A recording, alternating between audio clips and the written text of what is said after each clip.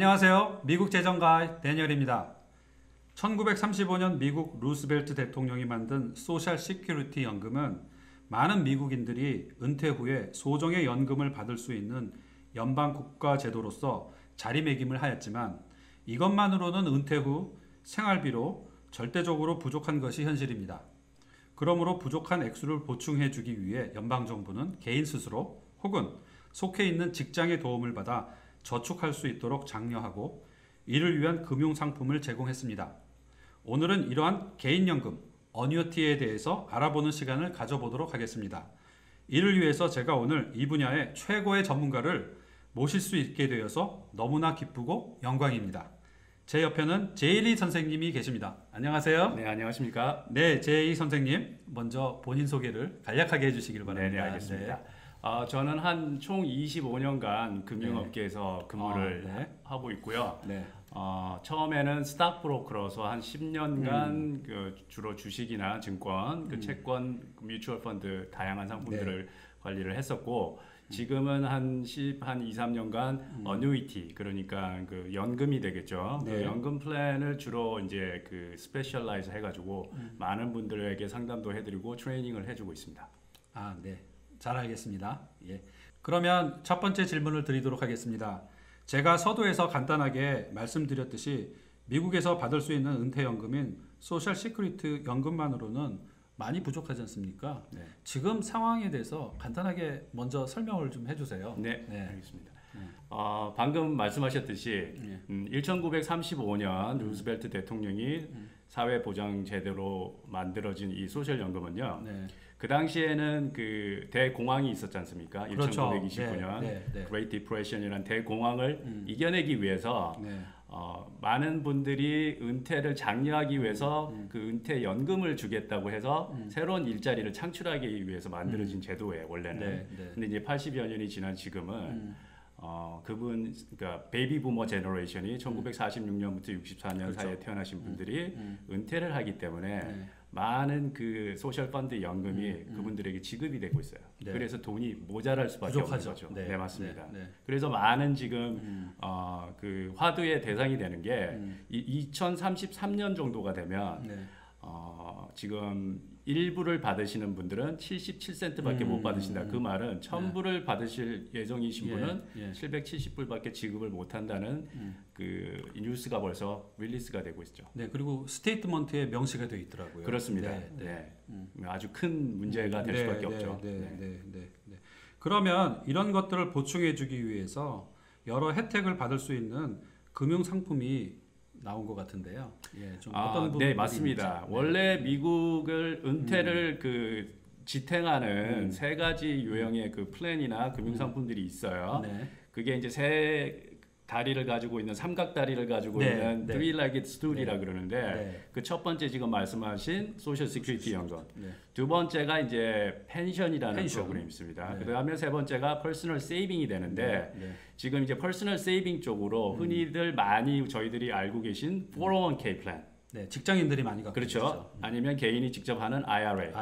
그런 플랜들이 이제 available 하죠.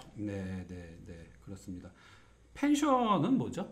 펜션은 직장에서 직장을 통해서 받을 수 있는 연금이라고 보시면 돼요. 그러니까 예를 들자면 흔히들 공무원들, 그다음에 뭐 군인들, 그런 분들이 이제 회사에서 일을 하거나 군복무를 마친 후에 이제 리타이먼트 은퇴를 하셔도 평생 동안 보장받는 그런 연금이라고 보시면 돼요. 근데 이제 문제는 뭐냐면 이게 이제 너무 부담이 많이 되겠죠. 그렇죠. 그렇기 때문에 지난 한 30여 년간 자료에 의하면 80% 이상의 펜션이 소멸되었습니다. 그래서 그 대부분의 그 펜션 프로그램, 연금 플랜이 이제는 401k 플랜으로 이미 많이 전환이 되어 있는 상태죠.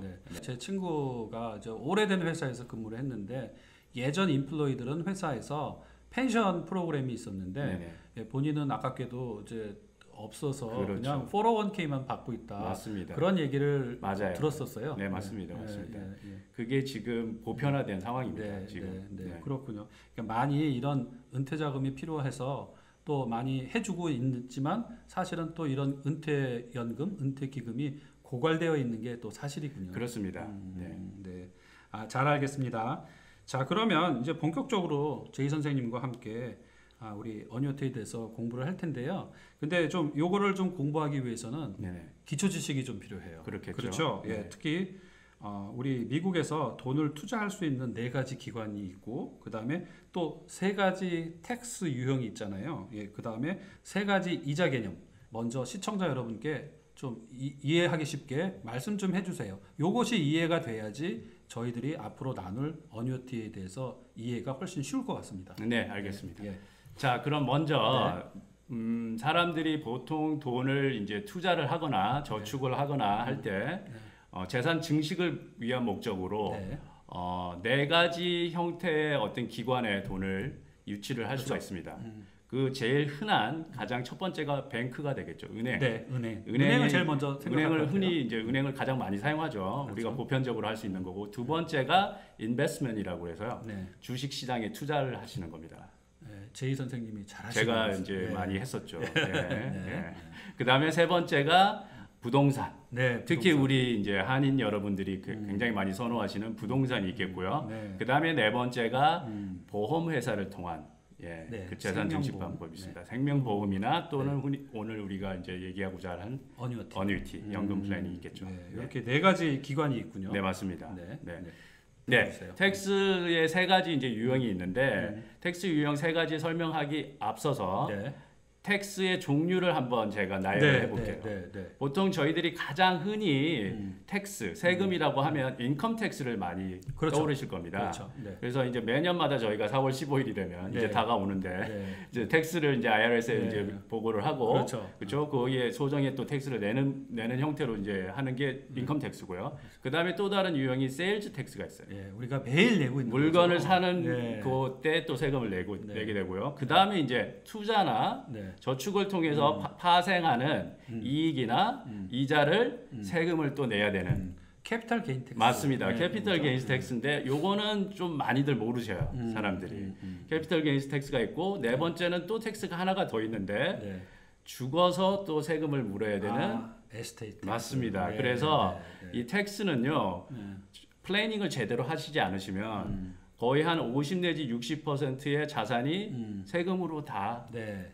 환수가 되는 경우가 그렇죠. 많이 있습니다. 네. 그래서 오늘 제가 짚어드릴 부분은 그 캐피털 게인스 텍스. 네. 캐피털 게인스 텍스를 어떤 순서로 내느냐에 따라서 차이가 또 확실히 많이 납니다. 네. 그래서 그 캐피털 게인스 텍스를 내실 때 네. 텍스 나우라 그래가지고 이익이 파생될 때마다 세금을 내는 네. 그런 형식이 하나가 있거든요. 네. 그 다음에 텍스 레이러라 그래가지고 네.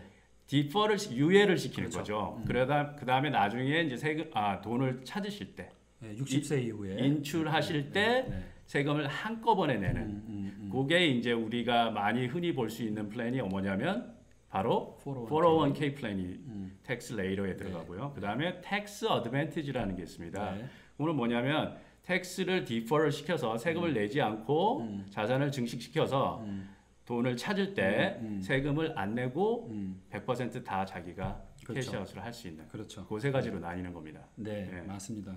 자, 그러면 또 이자 3가지 이자 개념이 있죠. 네, 이자도 이제 굉장히 중요하겠죠. 네.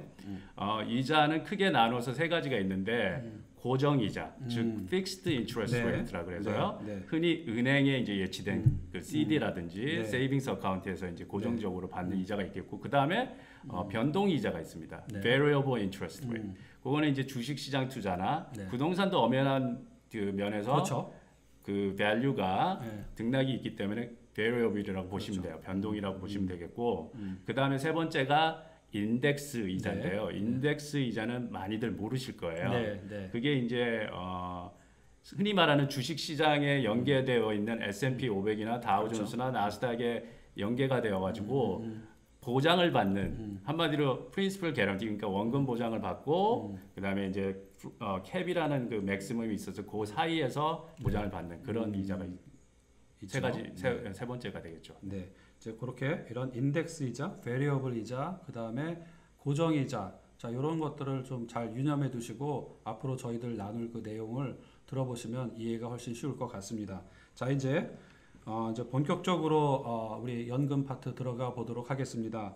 근데 많은 분들이 사실은 여러 가지 자산들을 갖고 있는데 금융 지식이 부족해서 자기가 알고 있는 은행이라면 은행, 부동산이라면 부동산, 주식 투자라면 주식 투자에 자기 모든 자산을 이렇게 두고 있는 경우들이 많이 있는데요. 이런 각각의 장단점을 활용해서 분산을 잘 하는 것이 중요할 것 같은데요. 어떻게 분산을 하는 것이 현명할까요? 좋은 질문이신데 네, 네. 많은 분들이 이제 분산을 좀 잘못 이해하시는 경우도 있으세요. 네. 네. 지금 이제 한 예를 들자면 네. 부동산을 선호하시는 분들은 부동산을 많이 하시잖아요. 그렇죠. 편하시니까. 근데 이제 간혹 가다가 제가 이제 이렇게 상담을 하다 보면 네. 부동산을 한 여러 채를 가지고 계신 분이 계셔요. 네. 저기 렌털 프로퍼티를. 네. 그러면 그분들이 말씀하시기를 분산을 해 놓으셨다고 그러세요. 그렇죠. 여러 군데. 여러 군데에서 분산이라고 그러세요, 네. 그거를. 네. 네. 그래서 그거는 똑같은 유형의 투자나 그런 형태로 들어가 있기 때문에 네. 분산이 아닙니다라면 또 어떻게 말씀을 하시냐면은 네. 여러 지역에 깔아놨대요. LA도 있고 샌프란에도 있고 뭐 여러 지역에 해놨기 뉴욕에도 때문에 있고, 그렇죠. 하와이에도 그래서 있고. 분산이다. 네. 또 이렇게 하시는 분들이 있어요. 네. 제가 우스갯소리로 그렇게 얘기를 했지만 네. 많은 분들이 네. 이 리스크라는 그 위험 부담성을 안고 부동산이나 주식을이나 투자를 하시는 분들이 자칫 잘못하면 컨셉을 잘못 이해하시면은 여러 가지 다른 그 어카운트를 해놨다고 해서 분산이라는 게 아니고요. 네. 리스크나 세금이나 이자나 요거를 다 감안을 해서 네.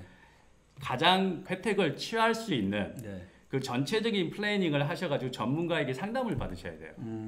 예, 그게 네, 이제 그렇죠. 진정한 분산 투자가 되는 네. 거죠. 네. 네. 맞습니다. 예. 그래서 잘 장단점을 활용해서 맞습니다. 분산을 하는 것이 그리고 본인의 어떤 은퇴 계획에 맞춰서 그렇습니다. 분산을 해서 장점을 잘 활용할 수 있는 그런 지혜가 필요한 것 같습니다.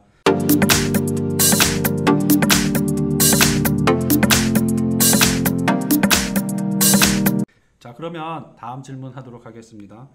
직장인 연금 상품인 401k나 포제르 소리비도 있죠. 예. 이 상품을 이해를 하려면 주식 시장에 대해서 잘 알아야 하는데요. 제이 선생님은 주식 전문가시잖아요. 네. 예. 미국 주식 시장에 대해서 조금 전반적으로 네. 말씀해 주시길 바라요. 네. 제가 주식 시장을 떠나온 지가 꽤 돼서 뭐 네. 전문가라고 하기에는 좀 부끄럽지만 네.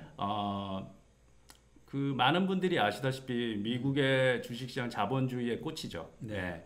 그래서 흔히 이제 투자의 개념으로서 가장 손쉽게 부를 창출하고 재산을 증식하는 방법으로 많이 보편화되고 사용해 있는 게 사실입니다. 네. 근데 다들 아시다시피 주식 투자를 잘못하시면 굉장히 망할 수가 그렇죠. 있죠. 큰 그죠. 뱅크럽시 될 수도 있고요. 그렇습니다. 네. 큰 곤란을 겪을 수도 있고요. 제가 또 저를 주식을 처음 가르쳐 주신 멘토분이 하신 말인데 네.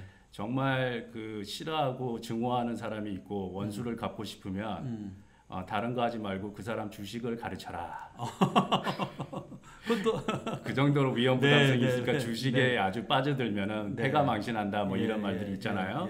예. 근데 여기서 하나 꼭 짚고 싶은 말씀은 뭐냐면 많은 지금 우리 앞서 지금 얘기했던 그 은퇴 플랜들 있지 않습니까? 네, 네. 그 은퇴 플랜이 전부 다 주식 시장에 연계가 되어 있어요. 네, 그렇죠. 예, 네. 그러면은 이제 굉장한 위험 부담 리스크를 가지고 있는 거지 않습니까? 네, 네. 근데 이제 그런 것들이 많이 지식들이 부족한 예, 거죠. 지식들이 네, 부족하셔가지고 네, 그냥 네. 남들 다 하니까 그냥 그렇게 이제 믿고 그러려니 하고 하시는 부분들이 많기 때문에 네. 제가 지금도 많이 이제 강의를 하고 트레이닝을 하고 하는 부분이 바로 이런 부분을 어떻게 매니지를 하고 리스크를 컨트롤할 수 있는지 그런 것들을 많이 좀 얘기를 하고 있습니다.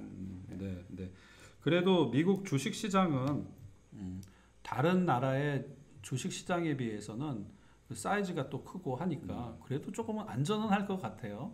맞습니다. 네. 안전하죠. 네. 그리고 대충 보면 그 역사적으로 보시잖아요. 네. 그러면 주식시장이 평균 한 5 내지 6% 평균 수익률을 계속 이렇게 나타내고 있어요. 네, 네. 근데 중요한 건 뭐냐면 네. 타이밍이라는 게 있습니다. 그렇죠. 네. 타이밍이 뭐냐면 네. 은퇴를 바로 목전에 앞두고 네. 지난 2008년처럼 네. 마켓 크래시가 오면 네. 그 그렇죠. 평생을 모아둔 그 소중한 자산이 반토막이 날 수도 있다는 그런 그렇죠. 위험 부담성이 네. 있겠죠. 네. 그렇기 때문에 그 타이밍은 아무도 몰라요, 사실. 네. 네. 그런 위험 부담감이 있기 때문에 아무리 튼튼한 그런 마켓이라도 항상 주기별로 그 크래시 시그널은 한 번씩은 옵니다. 조절이라 그러죠. 네. 그렇기 때문에 거기에 대비하시는 게 굉장히 중요합니다. 저도 401k 어카운트가 있고요. 거기에 이렇게 보게 되면은 이제 401k는 주식 시장에 추주할 수 있는 것들이 있더라고요. 네, 맞습니다. 제가 거기서 제 401k 어카운트를 갖고 개별 주식을 살 수도 있고요. 애플이나 구글 주식을 살 수도 있고 아니면은 어떤 뮤추얼 펀드 이런 것들도 좀 살 수 있고 또 제가 어떤 분한테는 이런 얘기도 들었어요. 제가 401k로 비트코인에 투자했다라는 이야기도 좀 들었어요. 예. 그거는 제가 한번 짚어드리고 싶은 게 사실 401k는 이제 그 직장을 통해서 제공받는 은퇴 플랜이지 않습니까? 그러면 이제 직장에서 스폰서, 그 administrator라 그럽니다. 직장에서 투자 기관과 연계를 시켜가지고 그렇죠. 그 직장 그 401k 플랜을 매니지먼트를 하는 회사를 고용을 하게 됩니다. 근데 대부분의 회사들은 그 뮤추얼 펀드 컴퍼니를 통해서 고용을 하기 때문에 거의 대부분이 뮤추얼 펀드를 가지고 매니지를 하게끔 만들어 놓으셨다고 보시면 되고요.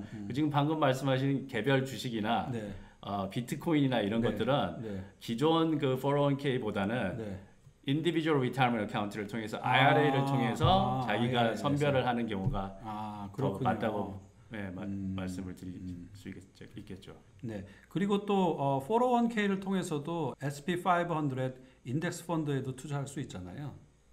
인덱스 펀드가 투자가 가능합니다.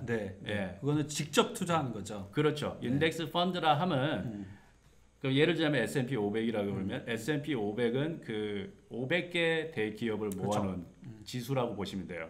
그 지수를 총 틀어서 다 인디비듀얼 500개를 살려면 너무 비용이 많이 드니까 다 모아놓은 거를 지수로 만들어 놓은 거에다 펀딩을 투자를 한다고 보시면 되겠죠.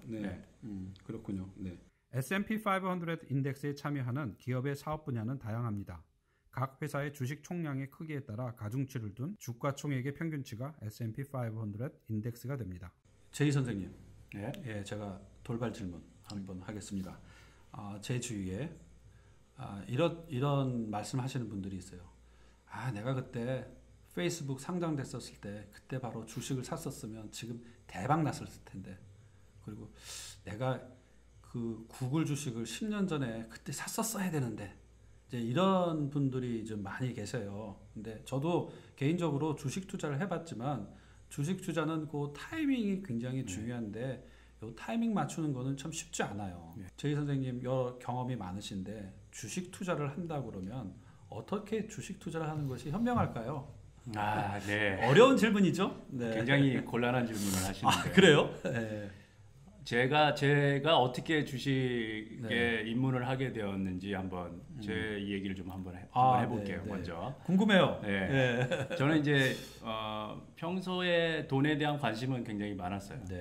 그래서 이제 미국의 자본 시장의 어떤 그 대표적으로 꽃이라 불리는 주식 시장에도 굉장히 관심이 많았는데 우연찮게 이제 드라마를 한 편 봤는데 거기에 이제 그 주식 시장의 이제 스탁 브로커죠. 너무 멋있게 묘사가 된 걸 보고 완전히 빠져버렸죠. 그래서 이제 소규모의 돈을 가지고 데이 트레이딩이라는 걸 먼저 시작했어요. 한국말로는 단타인가요? 단타라고 보시면 돼요. 내 돈 가지고 내가 돈 넣고 그냥 이제 샀다 팔았다. 이제 그거는 라이센스가 필요 없는 거죠. 필요 없죠. 내가 내 돈 갖고 하는 거니까. 그래서 이제 전문 데이 트레이딩 그 회사에 매일 출근을 했어요. 그 돈 디파짓 하고 그런 식으로 이제 굉장히 어떻게 보면 무모하죠. 혼자서 그냥 다 공부를 했고요. 그 주식 어떻게 이제 매도 뭐 이런 거 다 제가 혼자서 다 했기 때문에 그렇게 시작을 했습니다. 그러면서 이제 돈도 벌어보고 잃어도 보고 하면서 노하우가 점점 쌓이니까 이제 이걸로 내가 그러면 전문적으로 해봐야 되겠다 해서 라이센스까지 따게 되고 그러면서 이제 다른 분들의 돈을 또 관리를 하는 스탁 브로커까지 또 하게 되었던 거죠. 근데 이제 여기서 하나 제가 배운 교훈은 원래 중이 제 머리를 못 갖는다 그러잖아요. 저는 그랬던 것 같아요. 남의 돈을 매니지하는 건 오히려 잘 됐는데 제가 제 거를 하려니까 그게 굉장히 힘들더라고요. 그래서 나중에는 결과적으로는 좀 안 좋은 결말을 저도 봤습니다. 그래서 많이들 여쭤보세요 저한테 주식 투자를 하고 싶은데 어떻게 시작하면 됩니까? 다 다릅니다.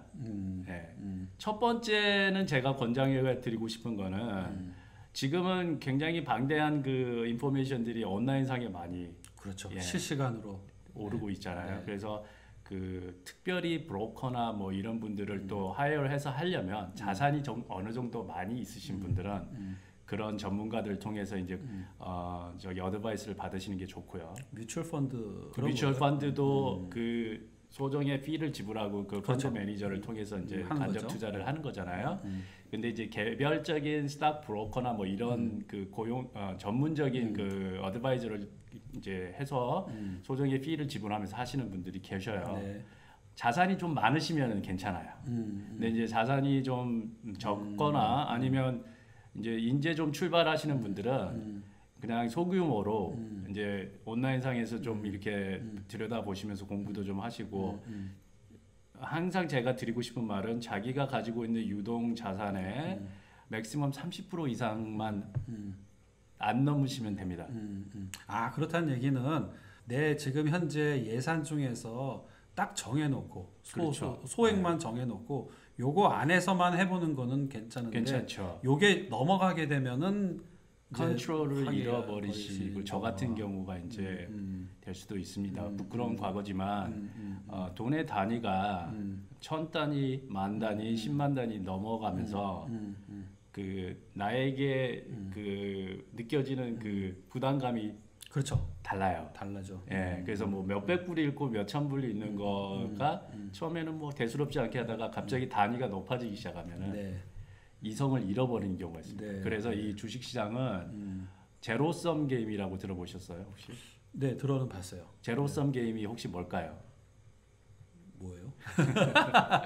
이 제로섬 게임이라는 거는 누군가가 돈을 버는 사람이 있으면 잃는 사람이 꼭 있어야 돼요. I see. 그래서 그렇죠. 끝이 제로가 돼야 돼요. 그냥 내가 10만 불을 벌면 누군가는 10만 불을 잃어야 돼요. 그렇겠군요. 그렇죠. 그게 이제 제로섬 게임이라 그러는데 그럼 내가 실수하면 누군가는 그 실수한 돈을 벌겠군요. 그렇죠. 이제 내가 이제 이쪽 그 버는 사람의 위치에서만 계속 있을 수는 없는 거고요. 항상 이길 수도 없는 노릇이고 그 다음에 이제 두 번째가 감정이 인볼브가 됩니다. 그래서 fear하고요, greed.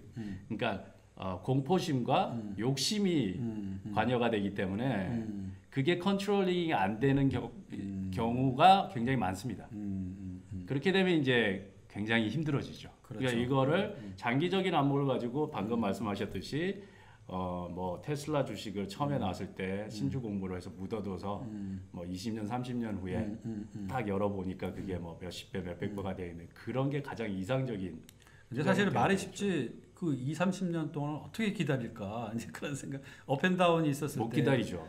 거기에 관심이 갈 수밖에 없을 텐데요. 그러니까는 자꾸 샀다 팔았다. 그렇죠. 그다음에 이제 이 뭐라 그럴까 급한 성격이 많잖아요. 급한 마음으로 하시다 보면 실수도 하게 돼 있고, 그래서 이제 돈을 잃는 경우가 많다는 거죠. 그러니까 그렇다면 결국 자기가 할 수 있는 양을 딱 정해놓고 그 안에서 주식 투자를 하면서 주식 투자라는 것도 굉장히 긍정적인 부분들이 많다고 생각이 돼요. 저도 맞습니다. 지금은 많이 안 하지만 예전에 하면서 미국 경제를 많이 배웠어요. 제가 좋아하는 회사에 주식 투자를 하면서 그 회사의 그런 자료들도 읽게 되었고 그러면서 이럴 때는 이제 이렇게 올라가는구나. 그래서 미국의 어떤 경제 그리고 어떤 주식에 대해서 공부를 할 수 있어서 굉장히 좋았고 그리고 이 돈을 갖고 또 투자를 하고 영업을 하는 거잖아요. 그러니까 긍정적인 부분들도 분명히 있는 것 같아요. 뭐 자칫 오해를 하실까봐 말씀을 드리겠지만 굉장히 주식 투자 제대로 잘 하시면 정말 좋은 툴이 될 수 있고요. 지금은 모르겠지만 제가 스탁 브로커로 일을 할 때는 자녀분이 계신 분들이 항상 저한테 자기가 선호하는 주식을 자녀분한테 선물로 해주고 싶으시다는 분도 많으셨어요. 네, 그 중에 가장 많이들 했던 부분이 자녀들이 디즈니 캐릭터를 좋아하니까 디즈니 회사 주식을 그렇죠. 이제 사서 선물로 주는 맞아요. 그런 부모들도 네, 많이 네, 계셨고 특정 직업군에 계신 분들은 네. 자기가 선호하는 뭐 예를 들자면 뭐 내가 온라인 쪽으로 뭐 포럴 쪽으로 관심이 있는 그런 뭐 이런 온라인 계통 회사 뭐 여러 가지 다의 선호도를 해가지고 조금씩 네. 사다 모으는 재미 그런 것도 있고 맞아요. 이게 기프트로 선물로 해주기에도 굉장히 좋은 맞아요. 형태인 것 같아요. 요즘은 다 모든 것들이 온라인 트레이딩이 돼가지고 좀 그렇지만 예전에는 온라인 트레이딩이 있기 전에는 주식도 이렇게 증권 같이 페이퍼가 나오더라고요. 네. 그래서 이런 거 딱 해서 뭐 디즈니 증권이다 해서 아이들한테 딱 주면 아이들한테 되게 좋고 예전에는 그랬었던 것 같아요. 지금도 그렇게 해서 설티피켓을 할 수가 있어요. 발행을 받을 수가 있고요. 그거를 이제 유산으로 또 물려줄 수도 있고. 그래서 다양하게 좋은 부분이 너무나 많은데 자칫 잘못 이제 이거를 갑자기 재산을 증식을 시키는 목적으로 너무 이제 욕심을 부리시다 보면은 폐단이 많이 나오겠죠. 자기 감정 컨트롤을 참 잘해야 될 것 같네요. 주식 그게 가장 힘든 부분이죠.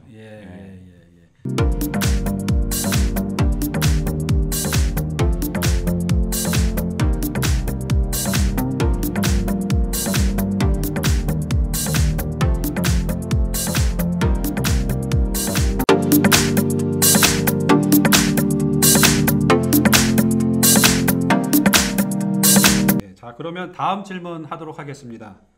개인 연금 상품의 요즘 대세인 픽스드 인덱스 어뉴이티가 있는데요. 이게 요즘 대세인데 픽스드 인덱스 어뉴이티에서 사용되는 그 크레딧 옵션 많이 사용하는 SP500, 바클레이 인덱스, 그 다음에 골드 인덱스도 있고 또 리얼 에스테이트 인덱스도 있더라고요.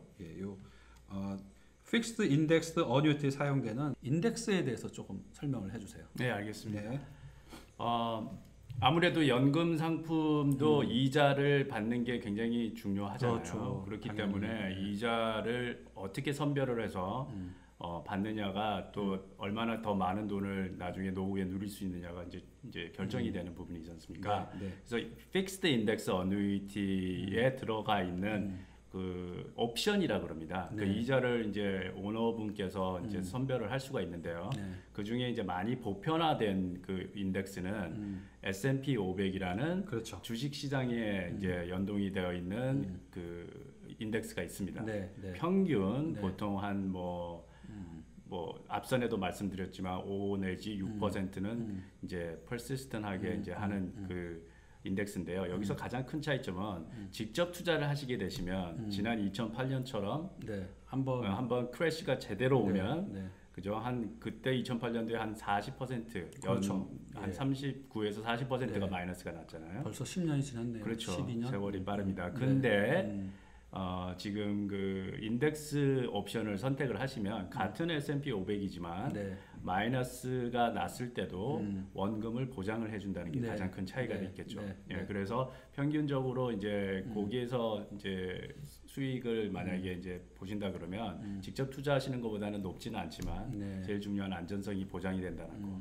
그게 이제 큰 장점입니다. 그리고 또 저도 이런 차트를 본 기억이 나요. SP500을 직접 투자한 경우하고 이렇게 바람하고 캡을 둬서 이렇게 인덱스로 이렇게 했었을 때 20년 평균을 봤었을 때 이렇게 바람하고 캡을 둔 인덱스가 결과적으로는 20년이 지나면은 평균적으로 받는 인터레스트가 더 높았다. 네, 맞습니다. 그런 것도 있는 것 같아요. 그 이유는 우리가 이제 리스크 그 매니지먼트라고 하죠.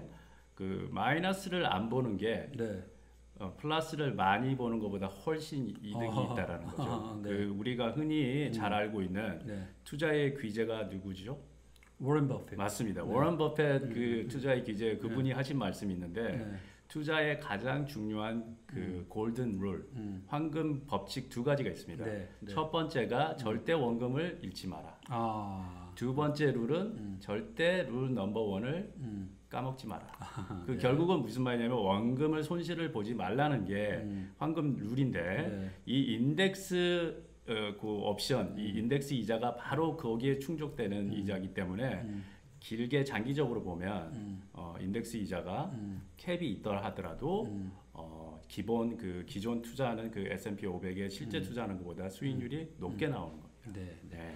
그리고 또 한 가지 좀 질문이 있는데요.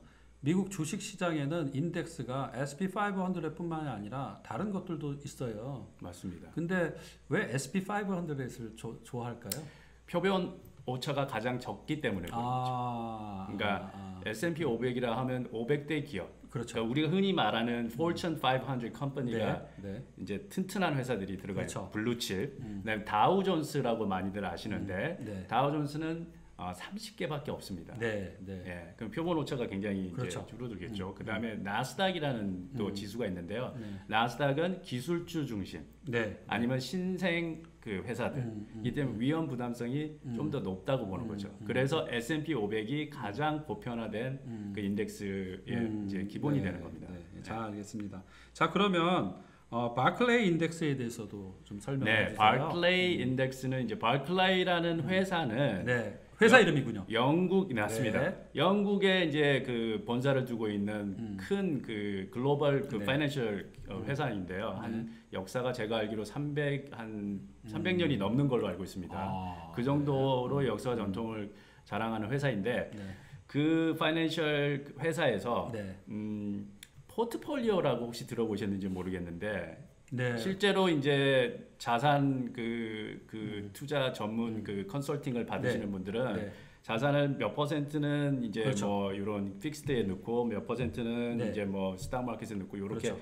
이렇게 알로케이션이라 그러죠. 예. 나누는 작업을 합니다. 그거를 이제 포트폴리오라 그러는데 포트폴리오를 이미 자기네들이 가장 적합한 포트폴리오를 이제 만들어 놓은 거를 네. 바클레이스 인덱스라고 부르는 거죠. 그 포트폴리오 안에는 주식도 포함이 되어 있고 네. 다른 것도 있어요? 채권도 들어가 있고 채권, 본드도 있고요. 캐시 포지션도 좀 있고 그러니까 다양하게 이제 흔히 말하는 분산 투자가 되어 있는 이미 짜여져 있는 잘 만들어진 그 포트폴리오를 간접 투자할 수 있게끔 만들어 놓은 게 바로 이 바클레이.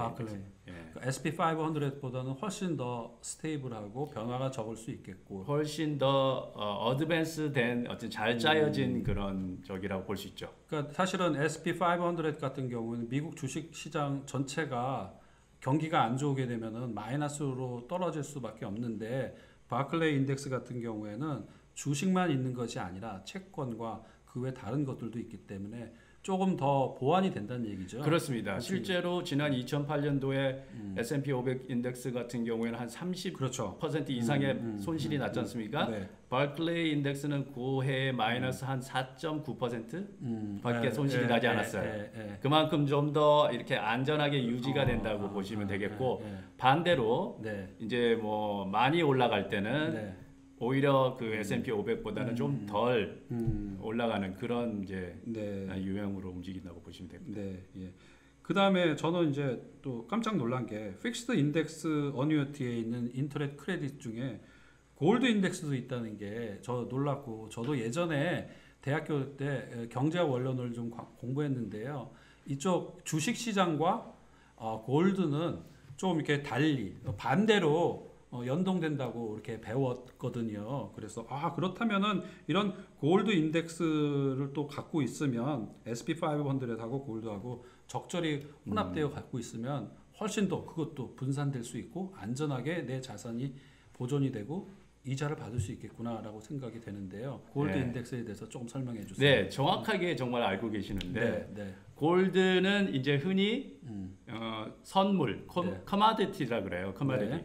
이 커머디티 상품은 이 주식과는 반대적인 성향이 있습니다. 그 이유는 주식 시장이 조금 불안전하고 스테이블하지 않으면 투자자의 심리는 뭐냐면요. 캐시를 가지고 있거나 캐시에 상응하는 환산할 수 있는 그런 유형의 자산을 유지하려고 그래요. 그 중에 가장 대표적인 게 바로 금이겠죠. 골드가 되는 거죠.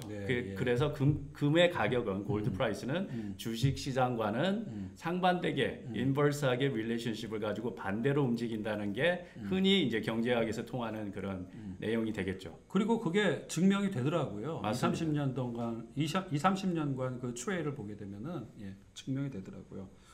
그 다음에 또 리얼 에스테이트 인덱스도 있어요. 이 요즘 세상이 좋아져서 네. 간접적으로 내가 네. 부동산을 직접 구매를 하지 않고도 네. 부동산 경기가 좋을 때 수익을 챙길 수 있는 이런 리얼 에스테이트 인덱스도 픽스드 인덱스 어누이티를 통해서 네. 할 수 있다는 게 네. 굉장히 매력이 있는 포인트죠. 왜냐하면 부동산을 하려면 이제 돈도 돈이지만 크레딧도 좋아야 되고 네. 뭐 여러 가지 부수적으로 따르는 게 있는데 이런 그 픽스드 인덱스 어누이티를 통해 가지고 네. 뭐 소량의 돈도 자기가 원하는 거기에 돈을 갖다 유치를 할 수 있는 그렇죠. 장점이 있겠죠. 네. 네, 그래서 너무 매력적이라고 저는 생각해요, 부동산. 여기서 그 픽스드 단어의 뜻은 뭐예요?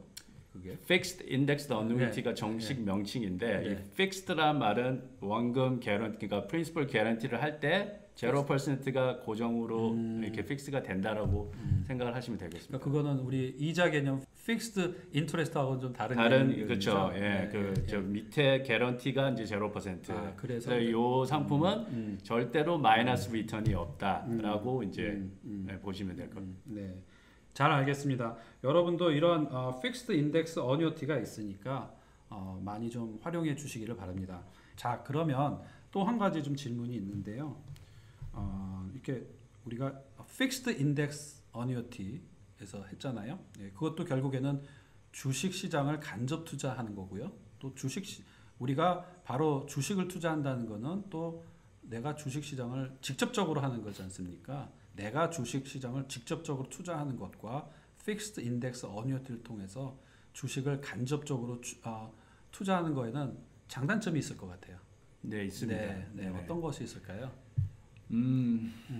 일단 직접 투자를 하게 됐을 때 가장 큰 장점이라고 할 수 있다면 작년과 같은 경우를 한번 제가 말씀을 드려볼게요. 작년 한 해 동안 2019년 주식 시장이 굉장히 좋았습니다. 네. 그래서 평균적으로 한 20% 이상의 수익률을 다 올렸어요. 평균적으로. 그런데 간접 투자를 하는 이 픽스드 인덱스 어누이티 같은 경우에는 캡이라는 게 애뉴얼 캡이라는 게 정해져 있기 때문에 20% 이상이 주식 시장이 오른다고 해서 제가 20%를 크레딧을 받지를 못합니다. 그렇죠. 네. 그런 경우에는 이제 그게 장단점이 확실히 구분이 되겠죠. 근데 이제 앞서도 제가 말씀드렸지만 직접 투자의 가장 큰 취약점 중에 하나는 뭐냐면 떨어졌을 수 마이너스가 날 때의 경우를 이제 생각을 하셔야 되잖아요. 근데 그 마이너스가 꼭 한 번씩은 나옵니다. 근데 나올 때 얼마나 많이 러스를 보느냐가 굉장히 중요한데 인덱스, 그러니까 그 픽스드 인덱스 어누이티 같은 경우에는 그 마이너스가 나올 때 원천 봉쇄를 해주겠다라는 거거든요. 그러니까 좀 덜 수익을 챙기고 마이너스를 아예 없애는 엘리미네이션을 하는 그런 방안이기 때문에 좀 더 제가 권해드리고 싶은 거는 보수적으로 약간 은퇴 연금이라는 거는 이쪽이 더 많다고 보시면 될 것 같아요. 일단은 원금이 손실이 없으니까. 근데 이제 약간 또 재산을 좀 더 빨리 중심을 하셔야 되고, 약간 젊은 분들이시거나 시간이 좀 많으신 분들, 또 오히려 여유가 좀 많으신 분들은 직접 투자를 하는 것도 굉장히 매력적인 방법 중에 하나라고 볼 수 있어요. 저는 직접 투자의 또 장점은 본인이 결정할 수 있잖아요. 내가 더 넣을 수도 있고, 내가 결정을 해서 빨리 뺄 수도 있고. 네, 맞습니다. 그렇죠. 근데 이제 이런 픽스드 인덱스 어뉴어티 같은 경우는 간접 투자고 내가 내 의지대로 넣고 빼려고 하는 데에는 제한이 좀 있지 않습니까? 제한이 있죠. 그런 부분들이 또 답답해 하실 수도 있을 것 같아요. 그렇죠? 사실 그런 부분 때문에 또 이렇게 기피하시는 분들도 없지 않아 계신데 다시 말씀드리지만 그 은퇴연금을 qualified, 아까 제가 말씀드렸듯이 qualified는 전문 용어로 pre-tax라고 그래요. pre-tax는 세금을 한 번도 지불하지 않은 돈이잖아요. 근데 이게 참 묘한 게 뭐냐면 은퇴를 한 후에도 불필요하게 그 돈을 pre-tax 돈을 찾게 되면 인출을 하면 무슨 문제가 발생하냐면 세금을 내가 더 내야 되는 형태가 발생이 되기 때문에 최후의 선택으로 예를 들자면 은행 자산이 있거나 그러면 애프터 텍스 머니를 먼저 취하시고 프리 텍스는 최후에 나중에 미뤘다가 이제 인출을 하시는 경우가 있기 때문에 이 픽스드 인덱스 어뉴이티가 접목이 된 그런 리스트릭션도 어느 정도는 문제가 되지가 않는 거죠. 그렇죠. 예, 그래서 좀 더 깊게 이제 그 본인들에게 맞는 그런 플래너 상담을 받으시면은 이런 문제가 이제 많이 이제 해소가 될 수 있는 그런 문제. 한 부분만 보지 않고 좀 전체적으로 보고 인생 플랜을 전문가와 함께 짜서 그 플랜대로 해 나가는 것이 굉장히 중요할 것 같아요. 그렇죠, 맞습니다. 네. 네. 네. 잘 알겠습니다.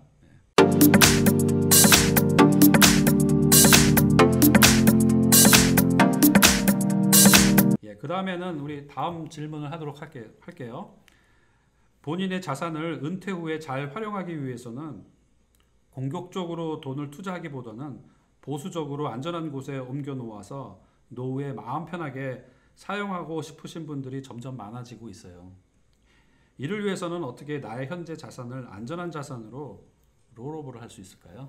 네, 많은 분들이 이제 네. 이 부분을 많이 상담을 하러 오시고 네. 저에게 자문을 구하시는데 네. 은퇴를 가까이 두신 분들의 가장 큰 걱정거리 중에 하나가 은퇴 후에 노후에 이제 내가 어떻게 자산을 안전하게 네. 유지를 하면서 그 네. 돈을 활용을 할 수 있을까가 이제 가장 큰 고민 중에 하나세요. 네. 근데 이제 다행히도 미국에서는 그 롤오버라는 제도가 있습니다. 네. 예, 그래서 401k가 되었던 아니면 개인 은퇴연금이 IRA가 됐던 403b든 펜션이든 이 모든 것들이 네. 60세가 지난 후부터 정확하게는 59.5세인데 네. 지난 후부터는 내가 원하는 곳으로 트랜스퍼를 할 수 있는 그 권한을 줍니다. 네. 예. 그래서 59세 5.5세 이상인 분들이 롤오버를 하게 될 경우에 네. 자산을 안전한 곳으로 옮기시고 싶어 하시는 분들이 대부분이세요. 네. 네. 그래서 가장 안전한 자산은 이 픽스드 인덱스 어누이티로 네. 트랜스퍼, 즉 롤오버를 하실 수가 있는 거죠. 네. 예. 그래서 많이들 은퇴를 하시는 분들은 이 프로그램, 그 롤오버를 많이들 사용해서 네. 지금 현재 트랜스퍼를 하고 있습니다. 근데 그 롤오버에도 그 리미테이션, 그 레귤레이션이 있는 것 같아요. 그러니까 텍스 카테고리에 맞아야 될 것 같아요. 그쵸? 그렇죠. 예. 예. 그러니까 텍스 레이러 상품은 텍스 레이러 상품 안에서 롤오버를 할 수가 있는 거고, 그렇죠. 텍스 어드밴테이지에 있는 그 금융 상품은 그 안에서 롤오버를 할 수 있는 거죠. 맞습니다. 그 이제 예를 들자면 네. 어떤 분이 401k를 이제 가지고 계신데 네. 이제 60세가 지나시고 거기에 자산이 모여 있어요. 네. 근데 이제 그분이 롤오버를 하실 때 네. 똑같은 지금 방금 말씀하신 텍스 레이더 상품에 롤오버를 하셔야 되는데 텍스 그렇죠. 코드라 그러죠. 그렇죠. 그래서 보통 그렇게 되면은 이제 롤오버를 통해서 그 어카운트가 자연스럽게 IRA라는 형식으로 변형이 됩니다. 이름만 바뀔 뿐 그 텍스 레이더 그 컨셉은 똑같이 이제 유지가 되는 거죠. 근데 만약에 이를 어길 시에는 좀 문제가 생길 수도 있어요. 네. 조심을 하셔야 되는 부분은 어떤 분이 그걸 다 인출을 하시는 경우도 있어요. 네. 일단 인출하죠. 롤오버를 이제 하려고 하기 위해서. 네, 인출을 하셔가지고 네. 그거를 그냥 깜빡 잊고 60일이 지난 시점에서 트랜스퍼를 하시잖아요. 네, 그러니까 그거에 이제 60일을 주는데 웨이팅 피리어드 60일이 지나서 그걸 하시면은 그거를 이제 풀 위트로로 간주를 하기 때문에 텍스를 다 내셔야 돼요. 인컴 텍스로 잡힌다는 얘기예요. 그렇습니다. 그러면은 굉장히 텍스 많이 나겠네요. 네, 맞습니다. 그래서 그런 특별한 룰들은 전문가들과 이렇게 상담을 하셔가지고 아주 그 경험이 많으신 분을 통해 가지고 하시는 게 굉장히 중요하겠고요. 네. 간혹 가다가 네. 이제 그 401k나 IRA나 403b를 일부러 그렇게 텍스를 내시고 그 지금 저희가 말한 텍스 어드밴티지 그 저기 텍스 프리 되는 상품에다가 넣으시는 경우도 있어요. 네. 그거를 컨버전이라고 그러죠. 아, 그건 또 컨버전, 롤오버가 아니라. 그거는 컨버전이라 그래서 일부러 텍스를 지금 내고 네. 더 많이 미래에 돈을 불려서 아. 세금을 안 내겠다라는 전략을 하시는 분들도 계십니다. 아, 그럴 수 있군요. 그것도 한 방법이 될 수 있어요. 네. 예. 잘 알겠습니다. 그리고 저는 지금 산호세 지역에서 살고 있는데요. 산호세는 이 IT 엔지니어들이 많으세요. 네. 이 IT 엔지니어들을 또 특징은 직장을 많이 옮기셔가지고 예, 여러 개의 그 401k를 갖고 있어요. 근데 이분들이 또 아직 젊으신데 그 401k가 은퇴 구자이긴 하지만 예전 직장의 이 401k는 또 다른 곳에, 그러니까 픽스드 인덱스 어뉴어티라든지 IR라든지 다른 곳에 롤오버를 할 수가 있죠. 맞습니다. 네. 직장을 이제 옮기시고 이직을 하시는 경우에는 네. 보통 귀찮아서라도 그거를 이제 은퇴 플랜이 있던 거를 그냥 놔두고 이직을 그렇죠. 하시는 분들이 많이 계셔요. 그런 네. 분들은 나이와 상관없이 네. 59.5세 룰에 적용이 되지 않고 그거는 어디든지 자기가 원하는 곳으로 롤오버를 하실 수가 있습니다. 예, 네. 예. 그런 정보도 여러분들 아셨으면 참 좋겠습니다. 그 다음에 또 용어가 qualify plan하고 non-qualify plan이라고 있는데 이 부분도 설명을 좀 해주세요. 네, qualified는 이제 한마디로 텍스 코드에 맞춰서 지금 방금 앞전에 말씀드린 그 401k나 403b나 사실 그걸 보면 그게 전부 다 그 IRS 텍스 코드에 의한 네. 넘버예요, 번호예요. 그래서 네. 거기에 적응하는 모든 IRS에서 qualified가 된 그런 플랜들은 네. 반드시 qualified 그 어카운트에다가 롤오버를 해야 되는 그런 룰이 적용이 되는 거고 non-qualified는 일반적인 자산. 그렇죠. 그냥 은행에 있거나 뭐 부동산을 통해서 돈을 벌어셨거나 아니면 투자를 하시는 그런 돈은 non-qualified annuity라고 하죠. 네. 그렇군요. 예, 잘 알겠습니다. 자, 이제 마지막 질문을 드리도록 하겠습니다. 지금까지 저희들에게 굉장히 어떻게 보면 딱딱한 내용인데 쉽게 설명해 주신 제이 선생님 너무 감사드리고요. 여기서 마무리하기에는 좀 너무 아쉬워요. 오랫동안 이 분야에 종사하시면서 진짜로 많은 고객과 또 많은 금융 상품을 다뤄보셨을 텐데요. 시청자 여러분께 하시고 싶은 이야기가 있으실 것 같으세요? 네. 제가 이제 오랫동안 이 파이낸셜 업계에서 많은 분들과 상담을 하고 네. 많은 분들에게 이제 정보를 드리면서 느낀 점은 특히 이제 저희 이제 한인 분들 이제 이민 오셔가지고 열심히 이제 일하시고 피땀 흘려서 모으신 어떤 그 은퇴 연금이라든지 그런 돈들이 자칫 잘못해서 잘못 이제 매니지먼트를 하셔가지고 손해를 보시거나 또는 웃지 못할 해프닝으로 그렇게 해서 또 이제 불필요한 세금을 또 내셔야 된다든지 그런 경우를 많이 봤어요. 정말 가슴 아픈 그런 사연들을 많이 봤는데 그게 잘못된 건 아니고요. 정보의 부족이라고 저는 생각하고 그다음에 우리가 가지고 있는 또 고정관념이 있던 어떤 자기가 다 공부를 뭐 혼자서 해서 하려고 하는 그런 그 우리 그렇죠. 나라 사람들 특별한 그게 있어요.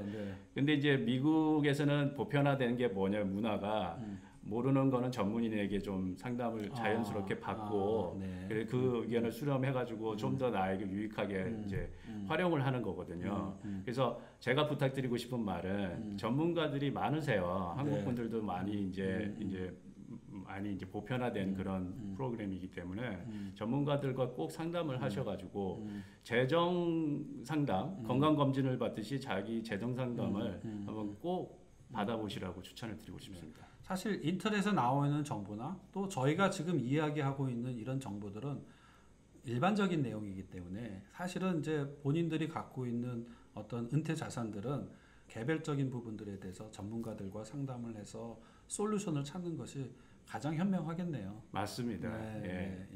잘 알겠습니다. 네, 지금까지 시청해주신 시청자 여러분 감사드립니다. 그리고 지금까지 어뉴이티에 대해서 알기 쉽게 잘 설명해주신 제이 선생님 너무 감사드립니다. 우리 또 감사합니다. 다음 시간에 또 좋은 내용으로 만나 뵙도록 하겠습니다. 그리고 구독과 좋아요 버튼 잊지 말아 주시고요. 다음 시간까지 안녕히 계세요.